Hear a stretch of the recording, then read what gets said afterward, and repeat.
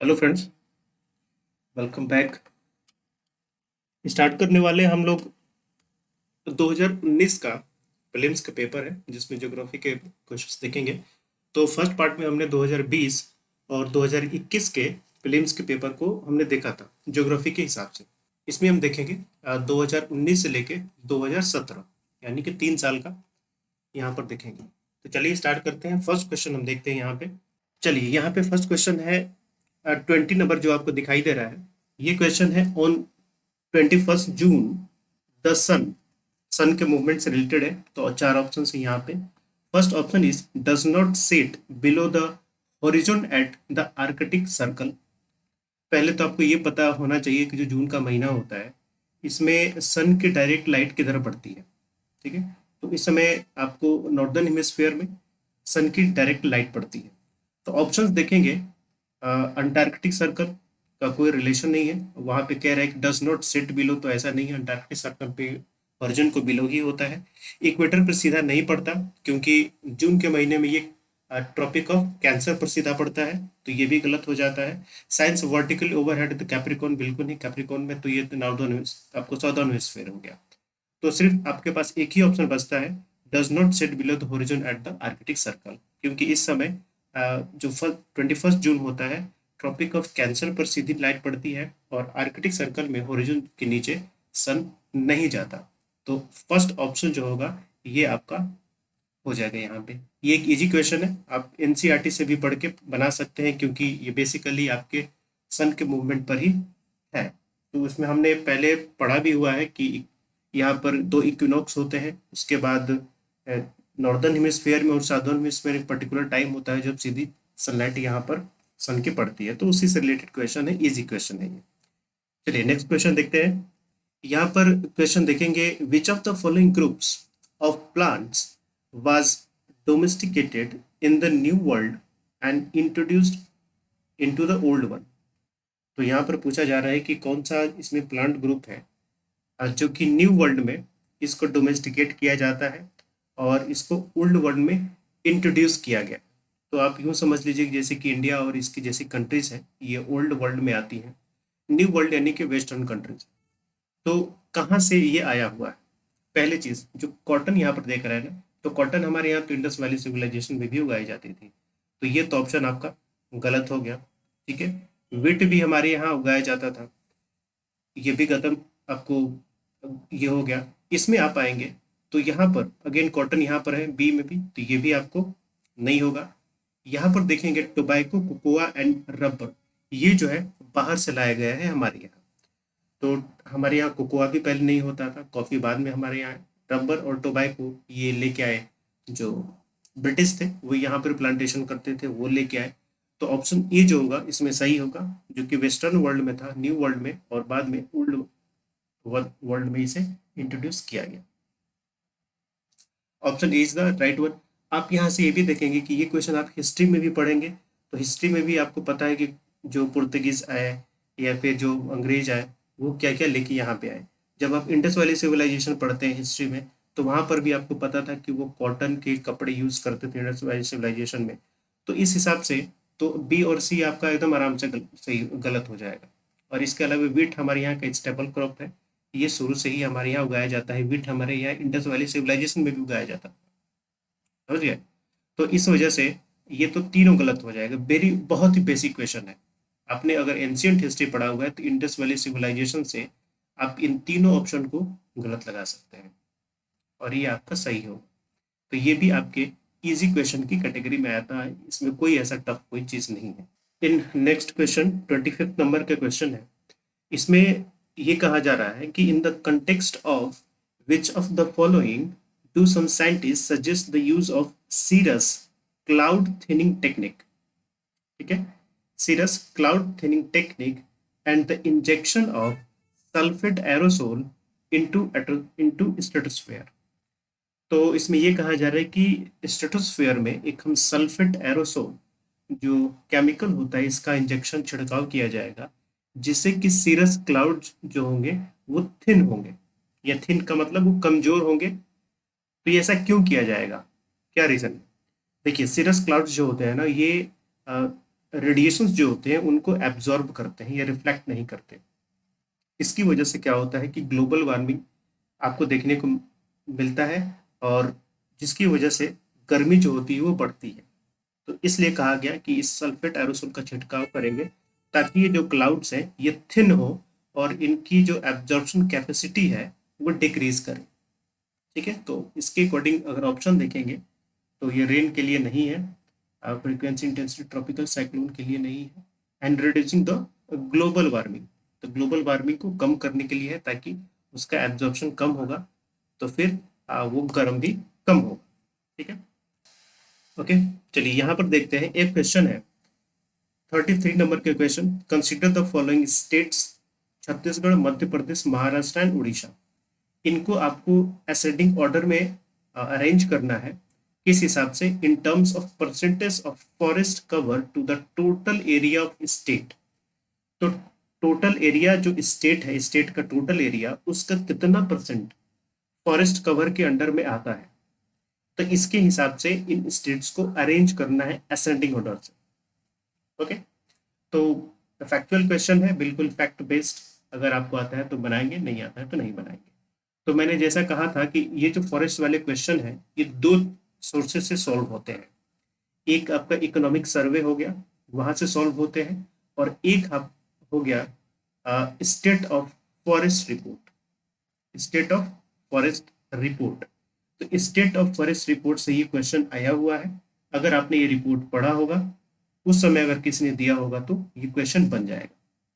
ठीक है, तो असेंडिंग ऑर्डर में आपको बनाना है, तो सबसे कम यहाँ पे आपका थर्ड हो जाएगा महाराष्ट्र, इससे ज़्यादा आपको मध्य प्रदेश में है, यानी कि 3 और 2, और उसके बाद ओडिशा में है, और सबसे ज़्यादा छत्तीसगढ़ में है, यानी कि 2, 3, 4, 1। तो सॉरी, 3, 2, 4, 1, 3, 2, 4, 1, तो सी आपका हो जाएगा। ये इजी क्वेश्चन की कैटेगरी में आता है, क्योंकि स्टेट ऑफ फॉरेस्ट रिपोर्ट ये बहुत इंपॉर्टेंट डॉक्यूमेंट होता है। ये आपको पढ़ना ही होता है, हर कोई रिकमेंड भी करता है। तो अगर आप नहीं पढ़ेंगे फिर छूट जाएगा, तो इसका मतलब ये नहीं है कि डिफिकल्ट क्वेश्चन है, ये इजी क्वेश्चन की कैटेगरी में आता है।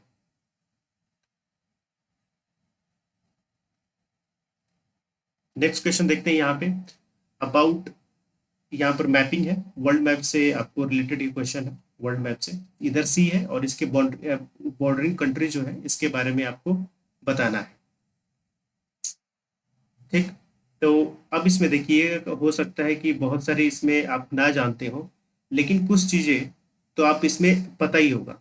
जैसे कि मेडिटेरियन सी के जस्ट आपको साउथ में मोरक्को मिलता है। मोरक्को जो कि ये बाउंड्री कंट्री है, जो मेडिटेरियन सी से लगता है अफ्रीका का। तो चौथा तो सही है, इतना आप कर सकते हैं आराम से।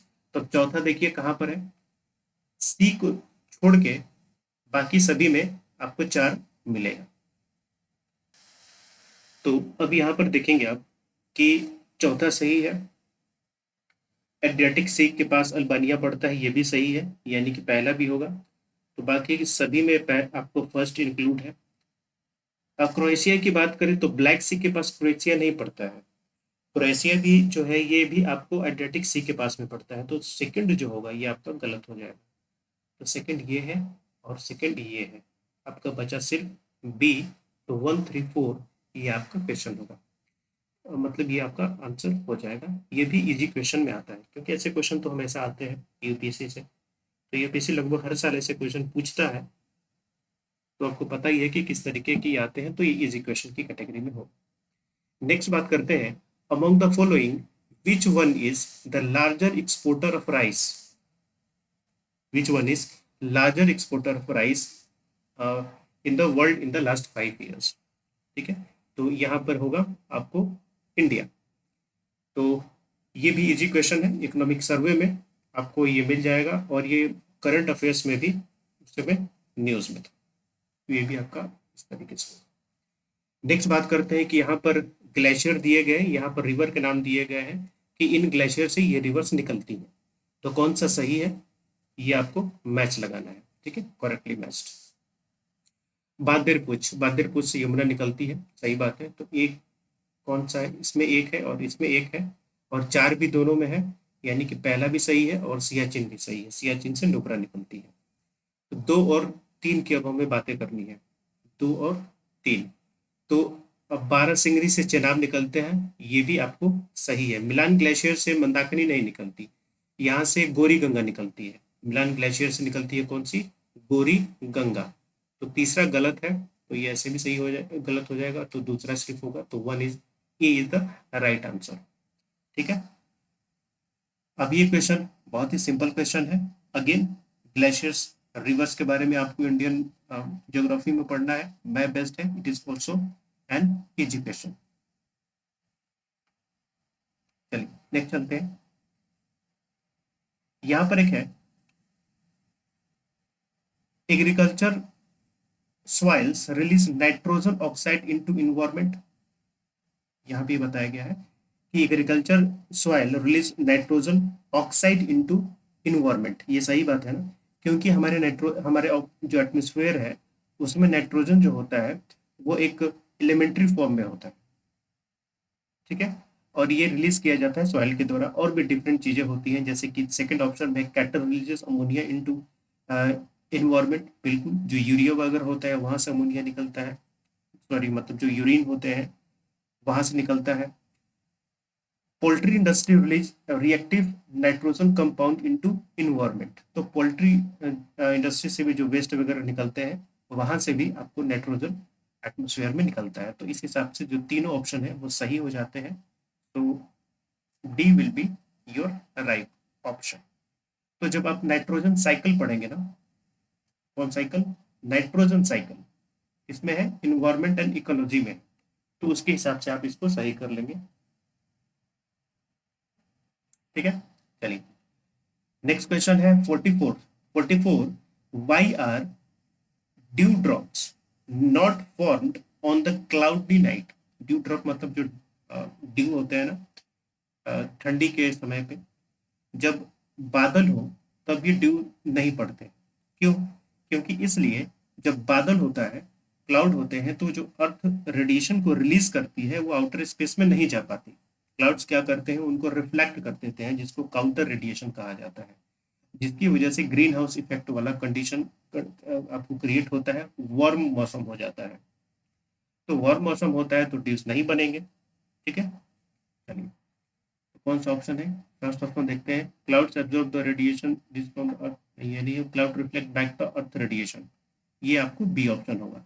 अर्थ surface would not have low temperature, would have low temperature, cloud reflect the blowing wind in the ground level, ऐसा कोई मतलब नहीं है। B is the right answer.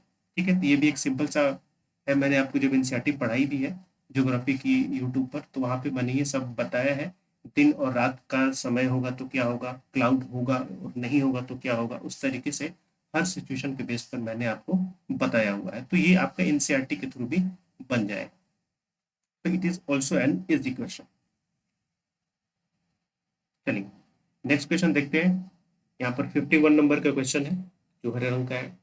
यहाँ पर बात की जा रही है पीयूटीजी ग्रुप। पीयूटीजी एक ट्राइबल ग्रुप है, आपको पता है, जिनको विशेष विशेषाधिकार मिलते हैं, इनको रिजर्वेशन प्रोवाइड किया गया है, स्पेशल आपको रिजर्वेशन। तो अब पीयूटीजी आपको ट्राइब्स वाले सेक्शन से आता है ज्योग्राफी से। तो मैंने भी आपको बताया था कि इंपॉर्टेंट क्वेश्चन है ट्राइब्स वाले जो होते हैं। तो यहाँ पर देखिएगा, PVTG reside in 18 states and 1 union territory. वैसे option A is right one. इसके बाद देखिएगा कि स्टैग्नेंट और declining population is one of the criteria for determining the PVTG status. ये भी सही है। 95 PVTG officially recognized in the country so far. 95 नहीं है, 75 पीयूटीसी को अभी तक रिकॉग्नाइज किया गया है। तो थर्ड आपका गलत हो जाता है। तो थर्ड गलत, तो ये 3 ऑप्शन आपके खत्म हो जाते हैं और मात्र सी जो होता है आपका सही हो जाएगा। तो एक ऑप्शन भी अगर आपको पता है थर्ड वाला, then also you can go for it. तो जनरली आप देखेंगे कि यूपीएससी जो इस तरीके के एग्जैक्ट नंबर देता है ना, एब्सोल्यूट नंबर, ये लगभग गलत होते हैं, लगभग। लेकिन फिर वही बात है कि आपके फर्स्ट ऑप्शन में भी एक 18 स्टेट्स एंड 1 यूनियन टेरिटरी, ये भी एक एग्जैक्ट नंबर है, तो यहाँ पर ये काम नहीं करेगा। तो लगभग होता है गलत, लेकिन वहाँ पर आपके क्वेश्चन गलत होने की संभावना भी होती है। तो एकदम इस तरीके से आप नहीं कर सकते कि फैक्ट है तो वो गलत ही होगा, कोई नंबर है तो वो गलत ही होगा। हाँ, अब ये जो क्वेश्चन है किस कैटेगरी में आता है, तो इस क्वेश्चन को हम लोग डिफिकल्ट वाली कैटेगरी में रखते हैं, क्योंकि एकदम अब जस्ट क्यों, यहाँ पर देखिए इरुलार एंड कोंडा रेड्डी ट्राइब्स है।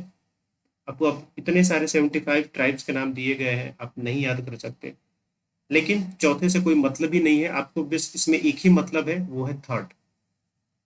ठीक है, लेकिन पीयूटीजी के बारे में अगर आप पढ़िएगा तो वहां पर आपको इतना लिखा होगा कि वहां पर 75 ग्रुप्स हैं, तो अगर आपने पढ़ा होगा तो। ठीक है, so I will keep this from average to difficult, not so difficult, क्योंकि आप ट्राइब्स पढ़ेंगे तो पीयूटीजी के भी बारे में पढ़ेंगे, और वहां पर 75 नंबर भी आएगा। तो बस एक ही आपको नंबर चाहिए, दैट इज द 75, उसके बेसिस पर ये क्वेश्चन बन जाएगा।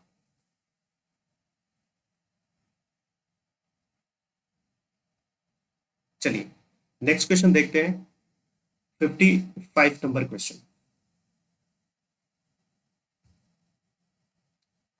As per a recent amendment to the Indian Forest Act 1970, sorry 1927, forest dwellers have the right to fell the bamboos grown on forest area. ये पहला स्टेटमेंट है। Indian forest act जो 1927 के इंडियन फॉरेस्ट एक्ट था, उसमें amendment किया गया, और उसमें क्या किया गया कि जो फॉरेस्ट ड्वेलर्स हैं, फॉरेस्ट में रहने वाले लोग जो हैं, उनको ये अधिकार दिया गया कि वो बैम्बूस को गिरा सकते हैं, मतलब बैम्बूस का यूज कर सकते हैं वहां पे जो भी उगाया जा रहा है बैम्बू। दूसरा स्टेटमेंट, ये तो आपका स्टेटमेंट सही है। अब अगेन यहाँ पर कहाँ से ये बनेगा, state of forest report, state of forest report, और एक्चुअली ये अमेंडमेंट एक्ट है, तो अमेंडमेंट एक्ट जो होते हैं वो नॉर्मल न्यूज में भी रहते हैं, तो ये कोई डिफिकल्ट नहीं था। As per the scheduled tribes and other traditional forest dwellers, recognition of Forest Act 2006, bamboo is a minor forest produce, ये भी सही है। ST and other traditional forest dwellers Act 2006 allow the ownership of minor forest produce to forest dwellers, ये भी आपका सही होगा कि जो माइनर फॉरेस्ट प्रोड्यूस होते हैं उन पर उनका अधिकार होता है। तो तीनों ऑप्शन सही है यहाँ पे, तो इस हिसाब से आपका ऑप्शन डी जो होगा वो सही होगा। It is an easy question, क्योंकि एक बहुत ही अच्छा अमेंडमेंट, और अमेंडमेंट रहता है, फेमस अमेंडमेंट है, तो न्यूज़ में रहता है, तो आपको पढ़ना होना चाहिए। हो सकता है आप में से बहुत लोग एग्जाम ना दे रहे हो 2019 का, लेकिन बहुत लोग ऐसे भी होंगे जो एग्जाम दे रहे होंगे, तो इससे आपको पता लगेगा ना कि जो बेसिक चीज़ें होती हैं क्वेश्चन वहीं से आते हैं, और कुछ ज़्यादा नहीं होता है। बस ये है कि हम उन चीज़ों को नहीं पढ़ते हैं, क्योंकि हम जो मैगजीन पढ़ते हैं ना, हमारे मैगजीन में वो चीज़ें होती हैं जो बहुत ओवर न्यूज होती हैं, बहुत उनको हमेशा वो न्यूज़ में रहती हैं, पूरे महीने पूरे साल न्यूज़ में रहती है। तो जो चीज़ बहुत ओवर न्यूज़ हो जाती है ना, यूपीएससी वहाँ से क्वेश्चन नहीं पूछती है, और मैगजीन उन्हीं को रखते हैं जो ओवर न्यूज़ हो जाते हैं। छोटे छोटे जो न्यूज़ होते हैं यूपीएससी मैगजीन वाले उसको नहीं देते, यूपीएससी वही पूछती है। चलिए, यहाँ पर बात है मैनेजमेंट ऑफ माइनर मिनरल्स। तो पहले मैं बता दूं, दो तरीके के मिनरल्स होते हैं, एक होता है मेजर कैटेगरी, और एक होता है माइनर कैटेगरी। जो मेजर कैटेगरी के मिनरल्स होते हैं, जैसे कि आपको कोल हो गया, पेट्रोलियम हो गया, ओके, इसके अलावा silver and all this things, ये जो हो गए, इस पर अधिकार होता है किसका, गवर्नमेंट ऑफ इंडिया का। तो मेजर मिनरल्स रिलेटेड जो कानून होते हैं वो गवर्नमेंट ऑफ इंडिया बनाती है। माइनर जो होते हैं मिनरल्स, इनसे रिलेटेड लॉ बनाने का अधिकार स्टेट गवर्नमेंट को होता है। ठीक है, आप मिनरल पढ़ेंगे तो किसी भी बुक में आप मिनरल पढ़ेंगे तो ये कैटेगरीज आपको वहां पे नजर आएगी, अगेन आपको एनसीईआरटी में भी ये मिलेगा।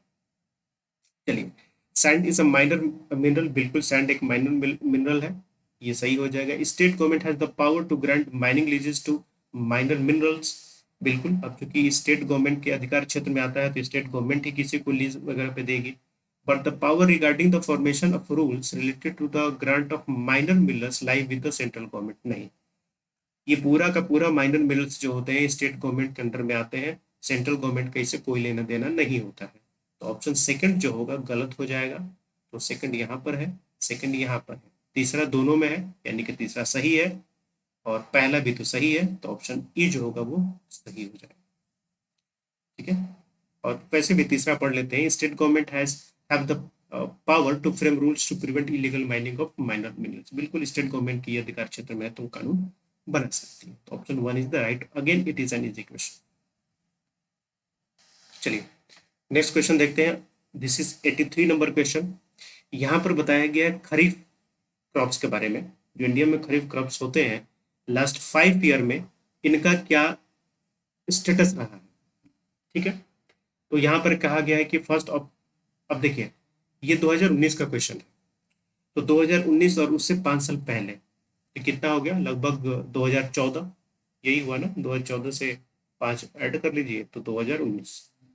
तो 2019 से 5 साल पहले के बारे में ये पूछ रहा है। तो अगेन ये 2019 में क्या स्टेटस था, ये 2019 का न्यूज हो गया। अभी के लिए ये रिलेवेंस नहीं है ये क्वेश्चन। अभी आप इकोनॉमिक सर्वे में पढ़िएगा, वहां पर वो रिसेंट के बारे में उसमें बताया जाएगा कि क्या फसल्स जो है, क्रॉप्स है, उनका ट्रेंड क्या है। ठीक है, तो अभी इसको करने का कोई अभी हमारे लिए महत्व नहीं रखता। कहाँ से ऐसे क्वेश्चन सॉल्व होंगे, इकोनॉमिक सर्वे से सॉल्व होंगे। अब मुझे इस क्वेश्चन को सॉल्व करना होगा, तो फिर मुझे 2019 का इकोनॉमिक सर्वे पढ़ना होगा। तो इट इज़ नॉट बेनिफिशियल कि मैं निकाल के वो इकोनॉमिक सर्वे पढूं फिर ये लाऊं, क्योंकि करंट अफेयर बेस्ड है। तो इस साल का अगर आप इकोनॉमिक सर्वे पढ़ेंगे तो इस तरीके के क्वेश्चन बन जाएंगे। तो क्वेश्चन को देख लीजिए कि क्वेश्चन है क्या। Area under the right cultivation is the highest, वैसे ही सही है। ठीक है, area under the cultivation of jowar is more than that of the oil seed. अब पिछले 2019 से पहले 5 साल में क्या स्टेटस था, ज्वार की ज्यादा होती थी या ऑयल सीड की ज्यादा एरिया में कल्टीवेशन होती थी, तो वो तो 2014 तक का एक काम हो गया। वो हमसे लेना देना नहीं है, मुझे पता भी नहीं। ठीक है, the area of cotton cultivation is more than that of the sugar cane. Again ये 2019 से पहले 5 साल का डेटा के बारे में है, तो वी डोंट नो अबाउट। अब गलत करने का मतलब ये नहीं है कि ये गलत है, मैं ऐसे बता रहा हूँ कि we actually don't know about it. तो area under sugar cane cultivation has steadily decreased. तो स्टेडली डिक्रीज का मतलब थोड़ा सा ये एक ऐसा वर्ड हो जाता है जो लगभग गलत होता है। तो आप चौथे को गलत कर सकते हैं। ठीक है, चौथे को आप गलत कर सकते हैं यहाँ से। तो 4 अगर गलत कर लें तो 1, ये गलत हो गया, और सिर्फ आपको जो ऑप्शन ए मिला ये सही हो जाएगा। और वैसे भी ऑप्शन 1 सही था, तो अगर 4 के बारे में आप क्लियर नहीं है, फिर भी ऑप्शन ए और ऑप्शन डी में 1-1 है, तो यहाँ पर फिर भी आपका 50% का चांस बन रहा था। ठीक है, तो इस तरीके से आप बना सकते हैं।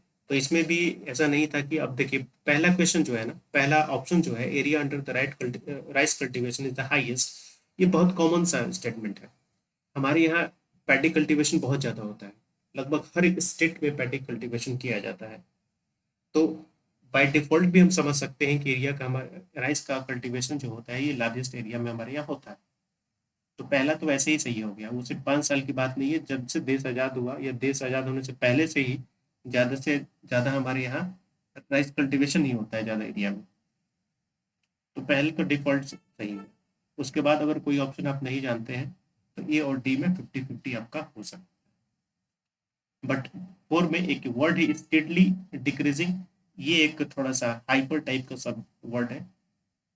ठीक है, तो आप चौथा गलत कर सकते हैं, they will go for option 1।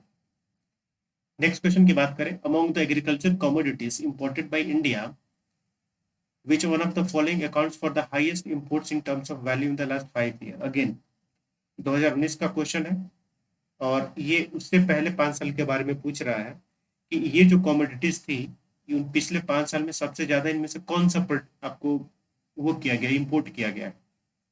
तो इसका आंसर अभी आपके लिए जानना जरूरी नहीं है, इस साल का इकोनॉमिक सर्वे पढ़िएगा तो ये डेटा हो सकता है उसमें चेंज हो गया होगा। ओके, वैसे इसका राइट ऑप्शन वेजिटेबल ऑयल है। 2019 और उससे पहले 5 साल में सबसे ज्यादा इन चारों में वेजिटेबल ऑयल्स का ही इंपोर्ट किया जाता था। ठीक, बट इसको याद मत कीजिएगा, इकोनॉमिक सर्वे इस बार का पढ़िएगा, उसमें डेटा ये चेंज हो सकता है। वैसे आज भी वेजिटेबल ऑयल्स ज़्यादा इंपोर्ट किए जाते हैं, हमारे यहाँ जो प्रोडक्शन होता है ना, वो उतना नहीं होता जो कि हमारी सप्लाई को हमारी डिमांड को वो फुलफिल कर पाए। मैंने आपको इकोनॉमिक सर्वे कराया भी है, एग्रीकल्चर वाला पार्ट, तो इसमें मैंने बताया भी, ठीक है, पूरा ग्राफ दिखा के बार चार्ट का मैंने बताया आपको। चलिए, तो 2019 का जो क्वेश्चंस था वो कंप्लीट हो चुका है।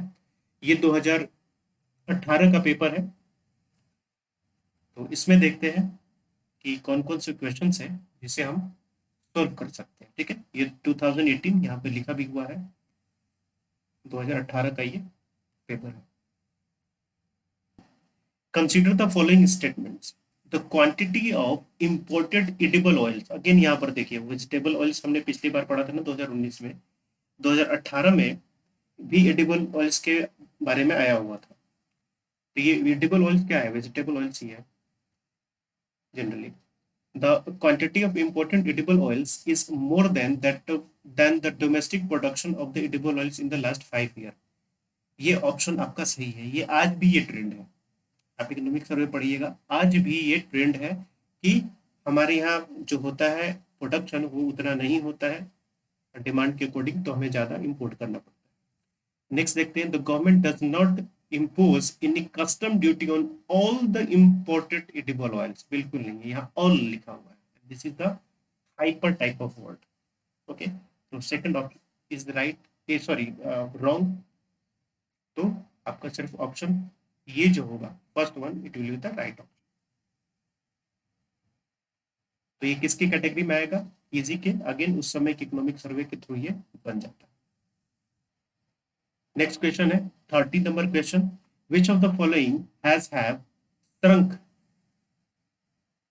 immensely or dried up in the recent past due to human activities। तो यहाँ पर 3 वाटर बॉडीज का नाम लिखा गया है, बताना है कि किसका एरिया धीरे धीरे कम हो रहा है ह्यूमन एक्टिविटीज की वजह से, यानी कि पानी सूख रहा है। तो इसमें से 2 है, Aral sea and lake Baikal, जिनका एरिया जो है वो धीरे धीरे क्या हो रहा है कि ये स्टरिंग कर रहा है। जब आप वर्ल्ड ज्योग्राफी पढ़ेंगे और वर्ल्ड ज्योग्राफी में जब आप ओशियनोग्राफी पढ़ेंगे तो यहाँ पर आपको कहीं कहीं पढ़ने को मिल सकता है, अदरवाइज नहीं भी मिल सकता है, तो इसमें कोई भरोसा नहीं है। तो I will keep it actually कि it is in difficult category, क्योंकि एक फैक्चुअल टाइप का सब्जेक्ट है। हम जनरली वर्ल्ड ज्योग्राफी पढ़ते हैं तो मैप पढ़ते हैं, मैप भी पढ़ते हैं, अदरवाइज एक एक ओशियन या एक एक सी के बारे में नहीं पढ़ते हैं। ओशियनोग्राफी में एक एक सी के बारे में नहीं पढ़ते, क्योंकि बहुत सारे सीज हैं, तो आप नहीं पढ़ सकते।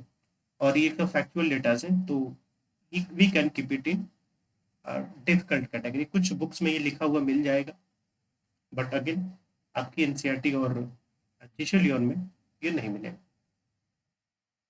नेक्स्ट क्वेश्चन देखते हैं, question number 27। In India, state government do not have the power to auction non-coal mines। ध्यान रखिएगा, नन कोल, कोल जो है ना ये आता है आपको मेजर मिनरल्स में, मेजर, और नन कोल हो गया, तो नन कोल में मेजर भी आ सकता है और नन कोल में मिन आपको माइनर भी आ सकता है। तो माइनर का तो ऑप्शन करने का अधिकार है ना स्टेट गवर्नमेंट के पास, तो ये तो ऑप्शन ही गलत हो जाएगा, one is. Andhra Pradesh and Jharkhand do not have gold mines, ऐसा भी बिल्कुल नहीं है। आंध्र प्रदेश झारखंड में 3 गोल्ड माइंस है।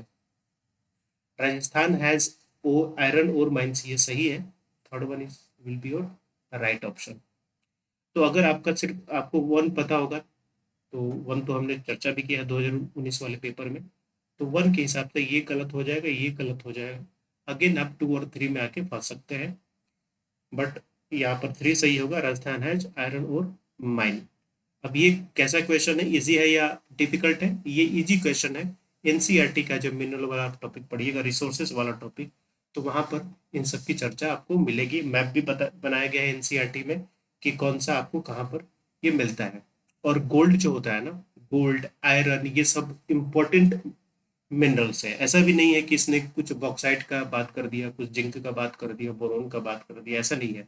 गोल्ड और आयरन तो सबसे पहले आपको पढ़ाई जाते हैं मिनरल्स में, और बुक्स में इनका जिक्र होता है, तो इसके बारे में आपको एनसीईआरटी में भी मिल जाएगा। तो it is an easy question. This is the significance of NCERT and JC Leong, कि आप उसको किसी भी कीमत पे छोड़ ही नहीं सकते। अगर आपने इसको छोड़ दिया तो समझिए कि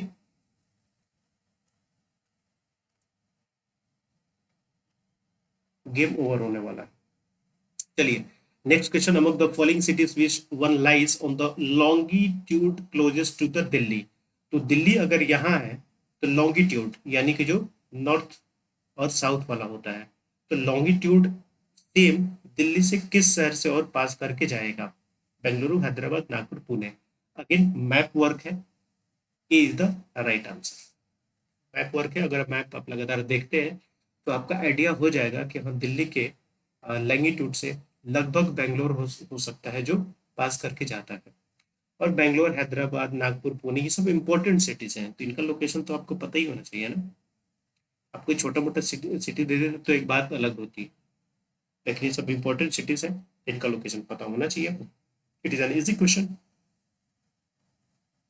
तो ये ऑब्जर्वेशन वाला क्वेश्चन था। अगर आप मैप देखते रहते हैं तो आप यहाँ से क्वेश्चन आराम से बना सकते हैं।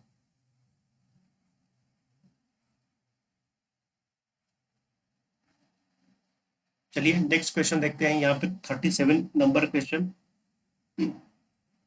अगेन वर्ल्ड मैप से है कि कभी कभी क्या होता है ना कि वर्ल्ड में कुछ इंपॉर्टेंट प्लेसेस होती हैं जो न्यूज़ में रहती हैं। तो ये साल सीरिया पर काफ़ी बमबारी वगैरह चल रही थी, सीरिया में काफ़ी अनस्टेबिलिटी थी, तो इसकी वजह से यहाँ पर काफ़ी कुछ प्लेसेस न्यूज़ में थे। चलिए सबसे पहले अलेप्पो, अलेप्पो सीरिया में था, उस समय न्यूज़ में था, अभी भी हमें पता है क्योंकि बहुत अगर आप लोग न्यूज़पेपर पढ़ते होंगे, न्यूज़ देखते होंगे तो आपको पता ही होगा। अलेप्पो भी था। मजार शरीफ भी आपको अफगानिस्तान में है। आज भी आपको पता होगा जब तालिबान ने मजार शरीफ पे आ, वो कर लिया, कब्जा कर लिया, जब वो घुस रहे थे काबुल में, तो ये भी इस समय भी न्यूज़ में था। तो अलेप्पो एंड पहला और चौथा तो सही हो गया, और सिर्फ आपको दो ही ऑप्शन सही करना है, हो गया आपका बी, क्योंकि तीसरा तीन ऑप्शन के साथ तो कोई नहीं है ना इसमें, सिर्फ दो ही ऑप्शन के साथ है आपका जो ऑप्शन है यहाँ पे। तो एक और चार सही है, आपका B is the right answer. बाकी किरकुक और मोसुल कहाँ पर है डज नॉट मैटर ऑप्शन के अकॉर्डिंग से, लेकिन जानना चाहिए कि कहाँ पर है। तो अब इनको जानना जरूरी नहीं है। इस साल और पिछले 1.5 साल में जितने भी न्यूज़ रहे हैं, अभी देखिए यूक्रेन और रशिया के बीच में बहुत चल रहा है ना, तो यूक्रेन में कुछ ऐसे जगह है जो आपको काफी न्यूज में है, क्यों तो उसकी कैपिटल होगी क्यों को छोड़ के, तो वो भी आपको थोड़ा सा ध्यान में रखना होगा। चलिए नेक्स्ट क्वेश्चन है, नेक्स्ट क्वेश्चन इज 59। 59 नंबर जो दिख रहा है यहाँ पर आपको बताना है कि कंजर्वेशन एग्रीकल्चर, तो ये इसमें से ये जितने भी प्रैक्टिसेस हैं इसमें से कौन सा कंजर्वेशन एग्रीकल्चर के अंडर में आता है? ठीक है, यानी कि स्मार्ट एग्रीकल्चर कह लें। तो ऑप्शन को देखते हैं। Avoiding the monoculture practice, monoculture में क्या होता है कि हम एक ही तरीके के पौधे का लगाते हैं, क्रॉप्स लगाते हैं। जैसे कि पैडी कल्टीवेशन होता है तो सिर्फ हम पैडी ही लगाते हैं, वीट कल्टीवेशन होता है तो सिर्फ हम वीट ही लगाते हैं, तो ये मोनोकल्चर प्रैक्टिस हो गया। तो क्या हमें स्मार्ट एग्रीकल्चर के अंदर में ये छोड़ देना चाहिए मोनोकल्चर? बिल्कुल ऐसा नहीं है ना। अब देखिए वीट लगाने के लिए, सॉरी आपको पैडी लगाने के लिए वाटर की आवश्यकता होती है, तो उसमें जरूरी नहीं है ना कि वहाँ पे वो पौधे भी लगाए जिसको वाटर की आवश्यकता नहीं होगी, वो तो खराब हो जाएगी। तो इस चीज का हमें ध्यान रखना होगा कि कुछ पौधे के साथ आपको मोनोकल्चर ही करना होता है, हर पौधे के साथ मिक्सिंग नहीं होती।